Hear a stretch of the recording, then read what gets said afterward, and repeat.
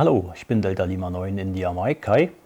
Wir schauen uns heute einmal den SAT-Tracker von CSN Technologies an, einmal den Lieferumfang des Geräts, dann den Zusammenbau und anschließend noch ein kleines Video zur Bedienung des ganzen Gerätes.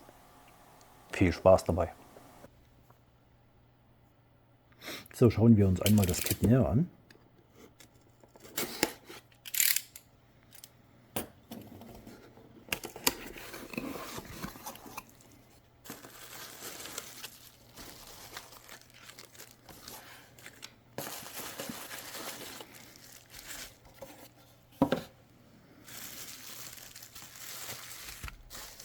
Dann haben wir im Lieferumfang einmal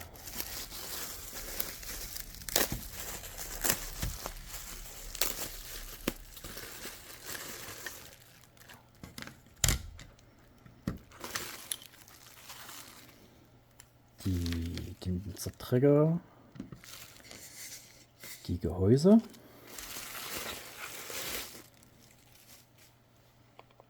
das USB-Verbindungskabel, Audiokabel 3,5 mm, einen Ständer, ein Datenkabel und hier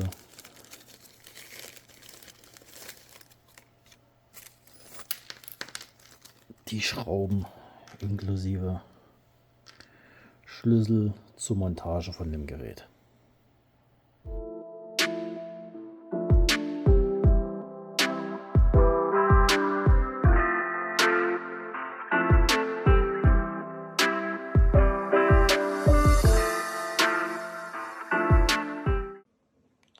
Hallo, ich bin Hanno, Delta Kilo 3 Auto Victor, und ich möchte euch heute einmal hier in meinem Setup, anhand meines Setups zeigen, wie der SAT-Tracker zusammen mit dem ICOM 9700, einem Laptop und einem Rotor 5500 von Jaeso so funktioniert, um damit möglichst optimal über viele Low Earth Orbit Satelliten zu arbeiten.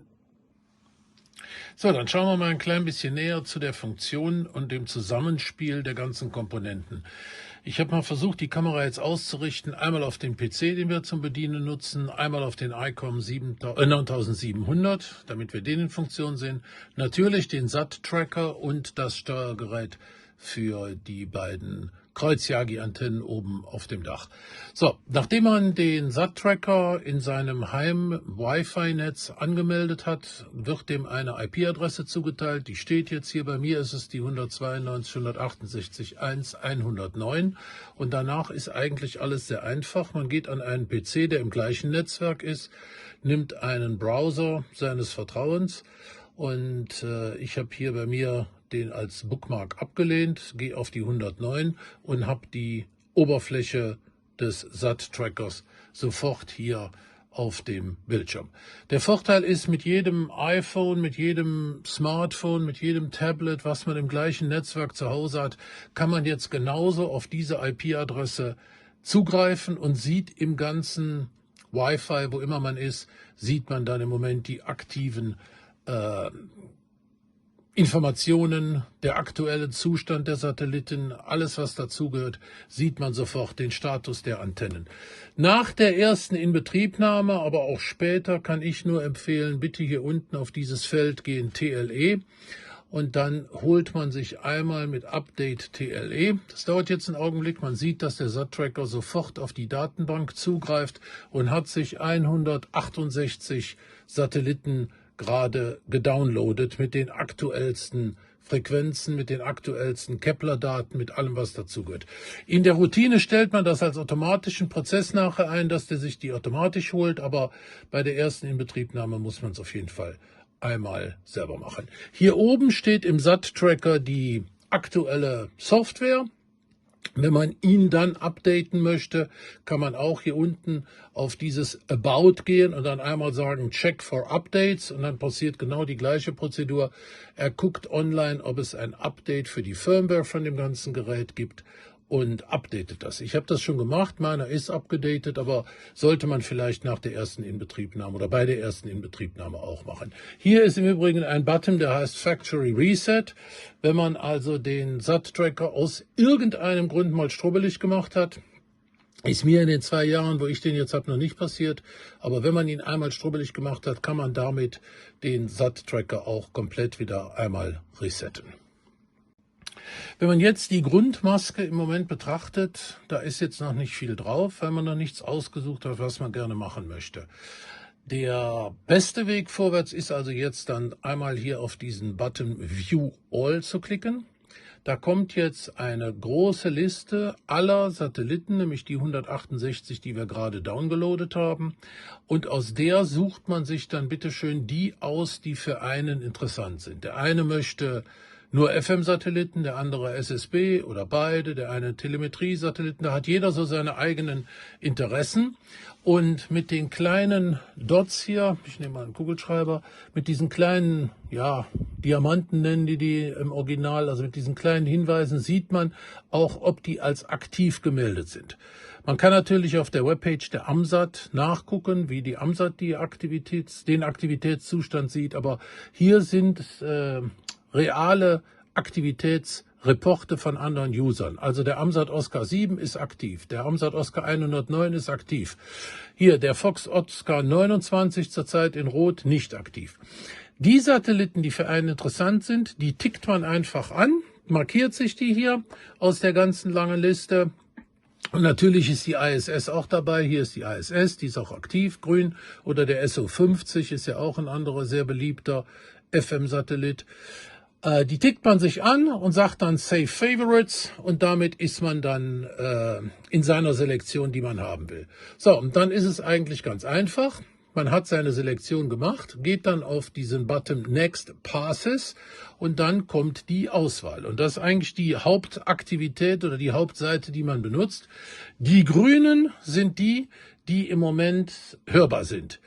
Die orangenen, ich hoffe, die Farben sind nachher im Video halbwegs zu sehen, die orangenen sind die, die in Kürze hörbar sind, weil man hier sieht man die Abkürzung AOS und LOS, 2 ganz wichtige Abkürzungen. Acquisition of Signal, also das erste Erkennen eines Signals, und Loss of Signal.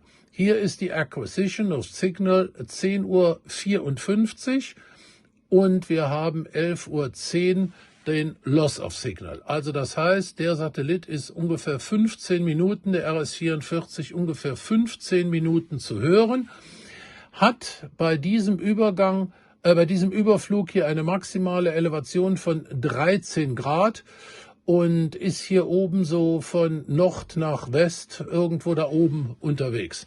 Wenn man sich dann mal den SO 121 anguckt, der kommt um 10:54 Uhr, geht auch um 11:05 Uhr, also der ist ein bisschen schneller, nur 10 Minuten zu hören, aber hat fast einen Überflug, also 61 Grad Elevation, fast einen Überflug. Je näher der an 90 Grad Elevation kommt, je näher ist der Satellit uns. Also die ISS mit 90 Grad Elevation fliegt dann genau über einem. Die ist also genau hier oben über uns. Und je weiter der an der Peripherie fliegt, je weiter weg ist er. Dann hat der Satellit, oder die Satelliten haben dann meistens so eine Entfernung von 4.000 Kilometer, 3.000 bis 4.000 Kilometern.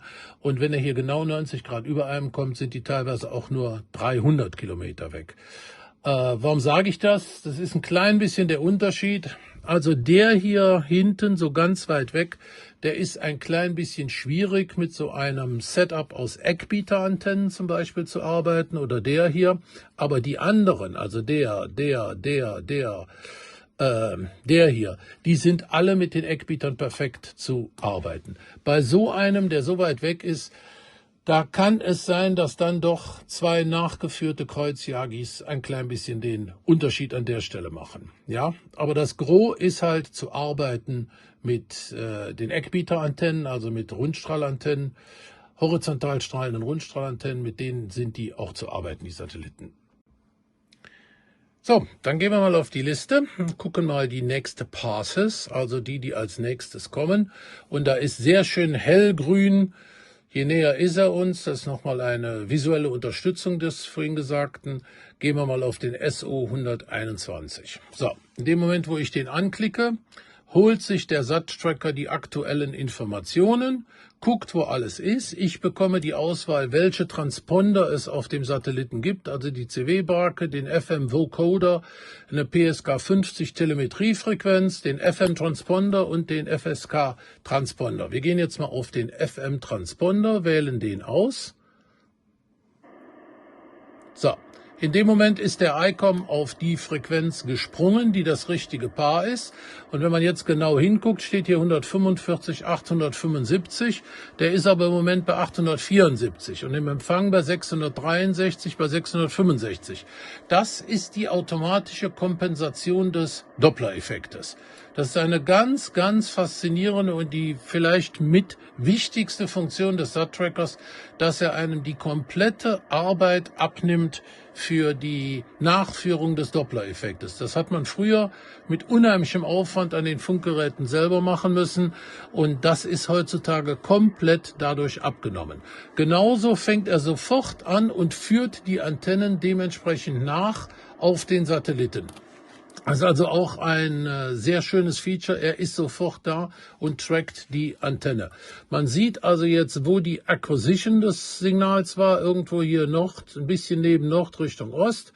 Er hat sie gepackt, er führt sie jetzt gerade nach, die Antenne, und verlieren werden wir den Satelliten irgendwo bei Süd-Südwest jetzt gleich. Und das kann man genau hier sehen in der Nachführung des Rotors. Das ist also ein Jaeso 5500 Rotor. Der wird von dem SAT-Tracker direkt angesteuert. Und der Satellit ist jetzt leider nicht zu hören. Also da ist im Moment kein Signal und kein Betrieb drauf auf dem Satelliten. Und das ist halt Pech. Da muss man mit leben bei diesen Satelliten. Die gehen immer schon mal in einen Schlafmodus, wenn die Satelliten aufgeladen werden müssen und die Solarpanels dann die Entscheidung übernehmen und sagen, der Betrieb wird abgeschaltet und dafür werden die Satelliten aufgeladen. Dann fliegen die da oben rum und der Satellit ist jetzt auch gerade da, aber der hat halt im Moment keine Amateurfunkaktivitäten. Deshalb gucken wir jetzt mal nach dem nächsten. So, ich habe jetzt mal den JO 97 ausgewählt und der soll in 3 Minuten, 4 Minuten soll der kommen. Hier sieht man jetzt im Moment, dass die Elevation bei minus 9,8 Grad ist. Das bedeutet im Klartext, der Satellit ist noch minus 9,5 Grad jetzt unterhalb des Horizonts. Also den können wir nicht sehen. Sobald der auf einen Level kommt, dass der minus 3 bis minus 5 Grad hat, fängt der Rotor an, die Antenne in die Startposition zu drehen. Da können wir jetzt mal drauf achten, das ist ja nicht mehr sehr lange. Dann präpariert der die Antenne eben dementsprechend, dass sie in die Startposition gefahren wird, damit man eigentlich auch vom ersten Minute an oder von der ersten Sekunde, auch genau genommen, sogar den kriegen kann. Also hier ist die Acquisition of Signal ist hier oben bei Norden für den. Die Satellitenantenne steht im Moment auf Süden. Also die muss jetzt gleich, wenn die Zeit gekommen ist, dass der sich vorbereiten sollte, genau in diese Richtung sich drehen. So, wir haben die 5 Grad im Moment unterschritten, minus 4,8. Und in dem Moment fängt die Antenne an, sich zu drehen. Hier sieht man die Schritte, die sie jetzt geht, um in Richtung des Satelliten zu kommen. Sie hat die Elevation runtergefahren und geht jetzt in der Azimutalen auf Richtung Norden oder in Richtung Norden und stellt sich auf den Satelliten ein. Er ist noch bei minus 3,8, also noch würden wir ihn nicht hören, aber er ist, ich sag mal, angepeilt und sofort, wenn er auftaucht, ist die Antenne in der richtigen Richtung, um ihn zu bekommen. Das Gleiche sieht man auch in der anderen Darstellung. Hier ist er genau auf den Aufgangspunkt am Horizont ausgerichtet. Das kann man in beiden Darstellungen sich hier genau angucken, wie die Antenne auf den Satelliten wartet. So, also vielleicht nochmal eben ein Wort dazu, was das Display so anzeigt vom SAT-Tracker. Wir haben die ISS in Kürze, die ist im Moment noch 3730 Kilometer weg. Und die Acquisition of Signal ist in 3 Minuten und 18. Die ISS ist hinterm Horizont bei minus 10 Grad, minus 9,7 Grad. Also die hat im Moment eine negative Elevation. Also die Erde ist uns noch im Weg, andersrum gesagt. Und der Winkel für den Rotor in der Azimut ist 246 Grad, also irgendwie West-Südwest sowas. So, jetzt warten wir mal, dass sie kommt.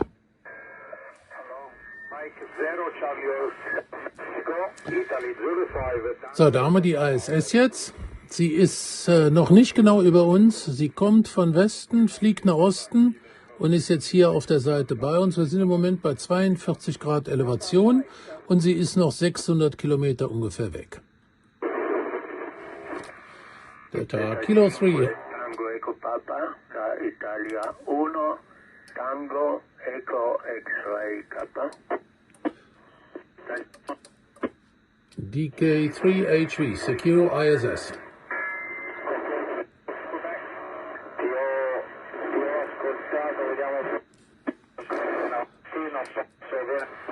Delta Kilo 3, Hotel Victor, Secure ISS. Delta Kilo 3, Foxtrot 4 Golf Charlie Charlie. Okay, Foxtrot 4 Golf, Charlie Charlie. Good afternoon, Delta Kilo 3, Hotel Victor, Juliet Oscar 3 Bar Charlie Juliet. You are loud and clear via ISS. Or Delta Queen. Okay, so my friend, I report a fine eye, Juliet Nancy, 28 Victor, Quebec, Roger. Okay, 100%. Merci beaucoup. All the best. Thank you. So. Also, ohne Fake, auf Anhieb ein QSO über die ISS. Hier sieht man im Delta Lima 8 Golf Alpha Papa. Delta Lima 8 Golf Alpha Papa, Delta Kilo 3 Hotel Victor, Juliet Oscar 31 Charlie Juliet, loud and clear. Ja, Grüße aus Juliet November 48 Europa, Italien, Name Peter. Peter, alles klar, vielen Dank und viel Spaß mit den Satelliten-QSOs. So, also, ich will ja den Überflug zeigen, also das klappt wunderbar. Man sieht auf der Spektrumdarstellung des ICOMs immer sofort die Frequenz. Wichtig ist nochmal zu sehen, original sollte es 437.800 sein. Wir sind auf 792 und senden dementsprechend auf 992. Der Doppler-Effekt wird wieder komplett nachgezogen. Dadurch ergibt sich wirklich mit dem System ein QSO nach dem anderen, wenn man es möchte. Man braucht sich um nichts kümmern. Die ISS braucht 67 Hertz Pilotton. Der ist auch mit hinterlegt in der Datenbank und steuert den ICOM immer dann mit dem Pilotton. Das klappt wunderbar. Der Rotor trackt im Moment den kompletten Überflug. Und wir sind jetzt im Moment bei, wo sind wir denn? 26 Grad Elevation. Also der geht schon wieder runter. Und wir haben im Moment noch eine kurze Zeit, die wir drüber sprechen könnten. Und dann ist er weg. Vielleicht ist das auch mal interessant zu sehen. So, die Signale werden schon kleiner. Und verschwinden jetzt langsam.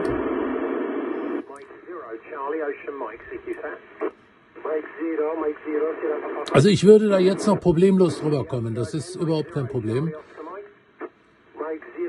Jetzt verschwindet sie und wenn man hier oben sich das anguckt, wir haben also noch ein kleines bisschen, bis wir an dem Loss of Signal sind und in dem Moment wäre sie dann weg. Jetzt verschwindet sie schon im Rauschen.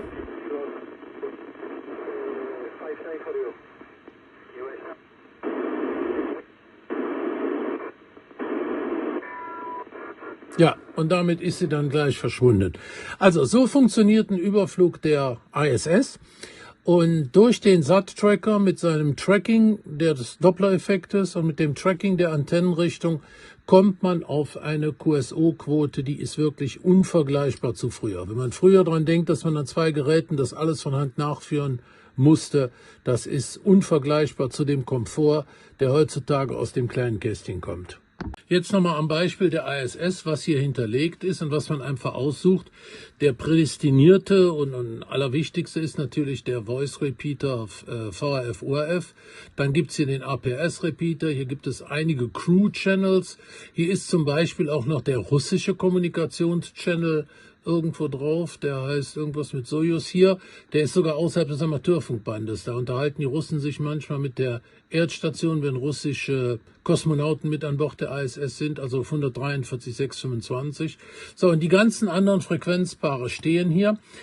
Das ist das Wichtige, wenn man dieses TLE-File, was ich ganz am Anfang erklärt hatte, dieses TLE-File downloadet, dann sind die immer aktualisiert und immer frisch, diese ganzen Informationen. So, und jetzt helfen wir den anderen und gehen auf Report Status und sagen, ist aktiv, weil wir drüber gearbeitet haben. Und damit ist jetzt für die nächsten wieder eine aktualisierte Übersicht bei dem Ganzen, Next Passes, und schon sieht man hier oben das grüne Symbol für die ISS ist zurecht, weil wir haben sie gearbeitet und gehört und die nächsten Satelliten sind im Anmarsch. Die ISS kommt im Übrigen wieder, 14:49 UT, wir haben jetzt 13:22, also wieder genau 1,5 Stunden. Das ist die typische Zeit, die die ISS braucht, um einmal rund zu fliegen. Und da würde sie sogar, da kommt sie mit 83 Grad Elevation, also fast ein Überflug. Und im Sommer bei schönem Wetter kann man sie dann sogar teilweise sehen.